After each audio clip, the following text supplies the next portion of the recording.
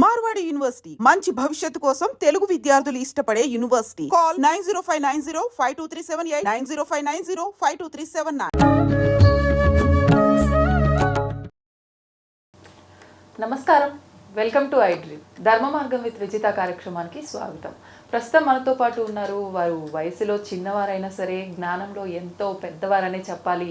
వారే ప్రవీణ్ కుమార్ శర్మ గారు. ఇప్పుడు వారితో మాట్లాడి మరిన్ని మంచి మంచి విషయాలు తెలుసుకునే ప్రయత్నం చేద్దాం. నమస్కారం అండి. అయితే ఇది మనం ఎప్పటి నుంచో మాట్లాడుకుంటున్న విషయం అయినప్పటికీ నాకు మళ్ళీ ఒకసారి తెలుసుకోవాలని అనిపించింది. అందుకని చెప్పి ఈ క్వశ్చన్ తీసుకోవడం జరిగింది. తులసి మొక్క, మనకు ఇంట్లో ఉండే తులసి మొక్క ఏ రకంగా ఎదుగుతోందో, ఏ రకంగా ఉంటుందో రోజు రోజుకి మార్పు, దాన్ని బట్టి మన ఇంట్లో వాళ్ళ ఆరోగ్య పరిస్థితిని ఒక అంచనా వేయొచ్చు అని చెప్పి పెద్దవాళ్ళు చెప్తూ ఉంటారు. ఇది వాస్తవమేనా? దాంట్లో కాస్త వాస్తవం కాస్త వాస్తవం కాదు. ఏంటండి అది? పెరుగుతున్న విధానం కాదు. అది ఎండిపోతే గానీ, ఇంట్లో తులసి లేకపోతే గానీ ఆరోగ్యం ఇబ్బంది అవుతుంది. ఎవరికి ఇబ్బంది అవుతుంది? ఇంట్లో యజమానికా లేకపోతే కుటుంబంలో ఎవరికైనా? ఎవరికైనా. ఎందుకంటే ఎవరికైనా అని డిసైడ్ చేసే విధానం వాళ్ళలో ఉన్నటువంటి అంతర్గత శక్తులే తల్లి. అది అందరికీ ఖచ్చితంగా ఉంటుందని చెప్పలేము. ఉదాహరణకు ఒక ఇంట్లో గృహిణి ఉంది, వాళ్ళ ఇంట్లో తులసి చెట్టు లేదు.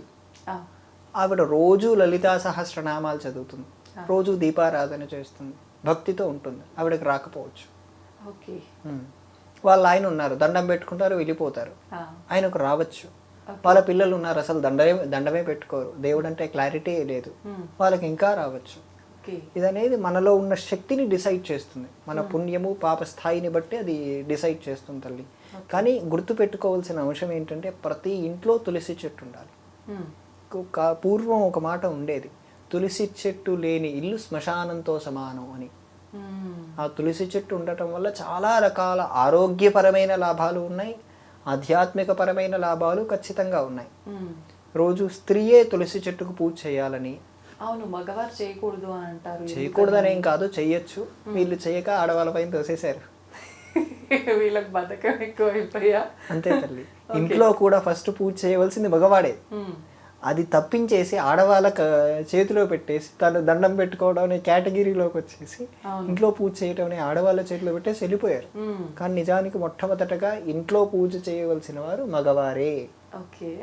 దాని తర్వాత ఆయన తులసి దగ్గర దీపం పెట్టుకోవచ్చు, లేదా ఆయన ఇంట్లో పూజ అయిపోయిన తర్వాత ఆయన ఆఫీస్కి తొందరగా వెళ్ళిపోవాలంటే వెళ్ళిపోయి ఈవిడ ఇంట్లో పూజ చేసుకొని తర్వాత తులసి చెట్టు దగ్గర ఆవిడ దీపం పెట్టుకోవచ్చు, పూజ చేసుకోవచ్చు, ప్రదక్షిణలు చేసుకోవచ్చు, ప్రదక్షిణ చేయొచ్చు, ఏదైనా చేయొచ్చు.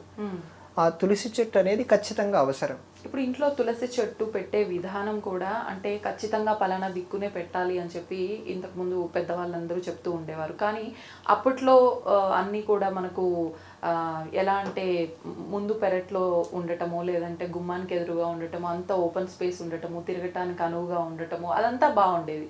కానీ ఇప్పుడు మనకు ఇక్కడ సిటీలో చూస్తే అలా అసలు పెట్టడానికే దాన్ని ఆనుకొని వెళ్ళే అంత స్పేస్ ఉంటుంది. అసలు ఎలా పెట్టాలి, ఎక్కడ పెట్టాలి, ఎలా పెడితే కరెక్ట్ అంటారు? ఇప్పటి పరంగా ఆన్సర్ లేదమ్మా. అప్పటంటే ఇంటి ఎదురుగా ఉండేది, అవకాశం ప్రదక్షిణ చేసుకోవటానికి ఉండేది.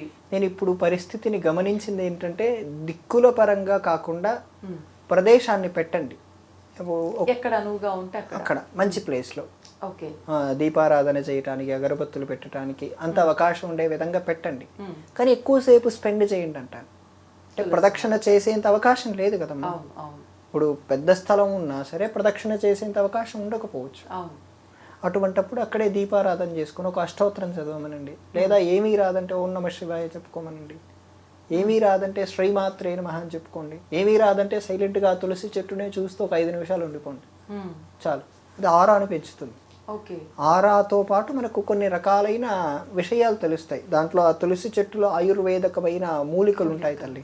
దాంట్లో వచ్చే గాలి మనం స్వీకరిస్తాం, ఆటోమేటిక్గా మనలో ఉండేటువంటి దుర్గంధాలు వెళ్ళిపోతాయి తల్లి.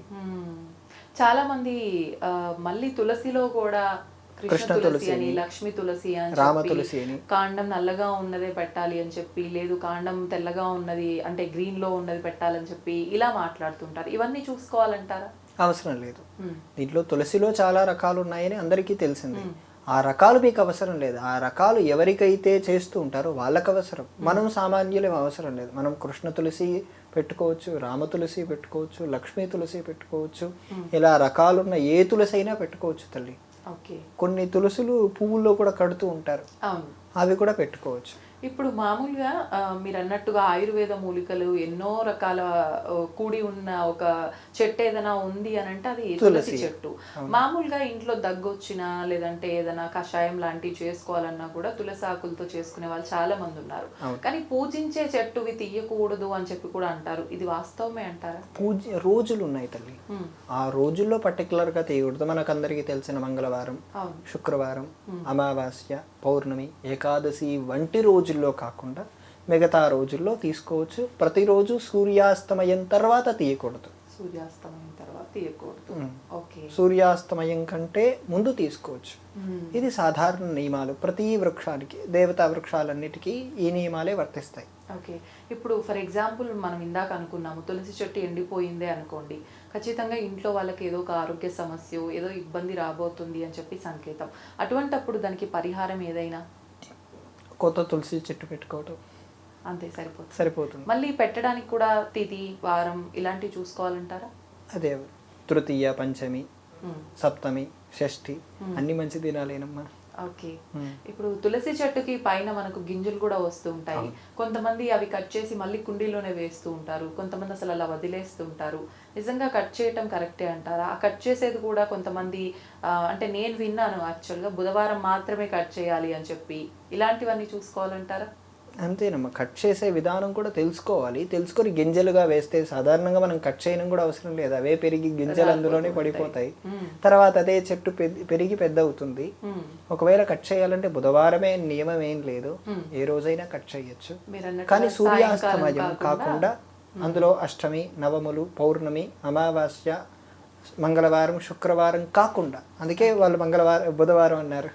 మామూలుగా మనం ఇప్పుడు ఇంట్లో తీర్థం ఏమైనా ఆలయాల్లో అంటే తులసి ఆకులు వేసి అలా చేస్తూ ఉంటారు. మనం ఉపవాసాలు అలా ఉన్న రోజు ఆ తులసి ఆకులు వేసి తీర్థంలా చేసుకోవడం కోసం మనం పూజ చేసే మొక్క నుంచి ఆకులు తీయడం అదంతా కరెక్టే అంటారు? ముందు రోజు తీసి పెట్టుకోవాలమ్మా. ముందు రోజే తీసి ఏకాదశి రోజు కాకుండా దశమి రోజు తీసి పెట్టుకుంటే సరిపోతుంది. ఓకే. అందులో తులసి ఉపవాసం రోజు ఎవరు తీర్థం తీసుకోరు కదా. ఉపవాస విరమణ అయ్యేటప్పుడు చాలా వరకు ఫస్ట్ తీర్థంతో ముగిద్దామని లేదంటే ఖర్జూరతో ముగిద్దామని అనుకుంటారు కదా, అలాంటి సందర్భాల్లో అప్పుడు ఏంటంటే అప్పటికే ద్వాదశి వచ్చేసి ఉంటుంది కాబట్టి తీసుకోవచ్చు, పర్వాలేదు. ఒకవేళ ద్వాదశి వచ్చి అది మంగళవారం అయిందనుకోండి, ఒకవేళ ద్వాదశి వచ్చి అది శుక్రవారం అయిందనుకోండి, తీయకూడదు కదా. సో అప్పుడు ముందు రోజే తీసి పెట్టుకోవాలి. అది ఏకాదశి కంటే ముందు రోజే తీసి పెట్టుకోవాలి. ఓకే. ఇప్పుడు స్వామివారికి ఎక్కువగా తులసి మాల సమర్పిస్తూ ఉంటారు. ఇంట్లో ఒకవేళ తులసి చాలా గుబురుగా ఎక్కువగా ఉంది అని అంటే గనక వీటిని కట్ చేసి మాలగా చేసి స్వామివారికి తీసుకువెళ్ళొచ్చు అంటారు?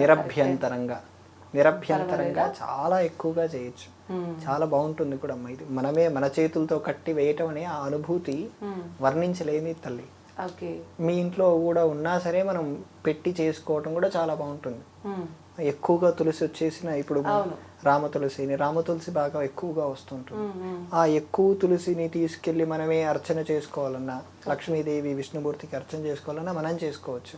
తర్వాత అది ప్రసాదంగా ఇచ్చినా తినేయచ్చు. ఇప్పుడు ఆలయాల్లో చాలా వరకు తులసి మాల భగవంతుడి పైన తీసి మనకి ఇస్తుంటారు కదా, ఆ తులసి మాలని ఏం చేయాలి మామూలుగా మనం ఇంటికి తీసుకొచ్చిన తర్వాత? సాధారణంగా మనకు జపం చేసుకునే అలవాటు ఉంటే దాన్ని మెడలో వేసుకోకుండా జపం చేయొచ్చు. ఓకే. ఒకవేళ మెడలో వేసుకోవాలనుకుంటే దాన్ని జపం చేయకూడదు. ఇప్పుడు ఇది ఉందమ్మా, దీన్ని ముత్యం అంటారు. ఇది నేను మెడలో వేసుకోను, చేతికే ఉంటుంది. మెడలో ఇంకో మాల ఉంటుంది, అది జపం చేయను. దానిదే దీనిదే. వాళ్ళు డిసిషన్ తీసుకోవాల్సింది, జపం చేసే అలవాటు ఉంటే దాన్ని జపానికి పెట్టుకోవటం. ఓకే. లేదు మెడలో వేసుకోవాలనుకుంటే మెడలో వేసుకోవడం, దాన్ని మళ్ళీ జపం చేయడానికి మిగతా వాటికి వాడకూడదు. ఇప్పుడు అంటే ఆకులతో ఉన్నది తులసి మాల అంటే మామూలుగా అలా కాకుండా పూసల్లా కాకుండా ఆకులతో ఉన్నది స్వామివారికి అలంకరించింది ఉంటుంది కదా, అది ఇచ్చినప్పుడు అది ఖచ్చితంగా ఎండిపోతుంది మరుసటి రోజుకి. దాన్ని ఏం చెయ్యాలి? నేనైతే తప్పుగా అనుకున్నది తులసి మాలగా అనుకున్నాను. అయితే నాకు ఇప్పుడు వచ్చింది ఏంటంటే దాన్ని ఒక్కొక్కరిగా తీసి ప్రసాదంగా మనం తినచ్చు. ఓకే. మనం స్వీకరించవచ్చు, ఎంతవరకు తినగలమో అంతవరకు. పంచిపెట్టే అవకాశం ఉంటే పంచిపెట్టచ్చు, ఓకే. మిగతాది మన పూజ గది దగ్గర పెట్టేయచ్చు. అంటే కొంతమంది తులసి పొడిలాగా చేసి అలా వాడుతుంటారు, అలాంటివి ఏమైనా వద్దమ్మా, వద్దు అవసరం లేదు. మనం తినేంత వరకు మాత్రమే తినాలి. మన పక్కన ఉండే వాళ్ళకు కూడా ఇవ్వచ్చు, బంధువులకు, ఇంటి పక్క వాళ్ళకు, స్నేహితులకు, సన్నిహితులకు అందరికీ ఇవ్వచ్చు. మిగిలింది అనుకోండి పూజ గదిలో పెట్టండి. ఓకే, సరిపోతుంది. సంతోషం అండి. తులసి మొక్కకు సంబంధించిన అపోహలు, ఆ డౌట్స్ అన్నీ కూడా క్లియర్ అయిపోయాయి. ధన్యవాదాలు.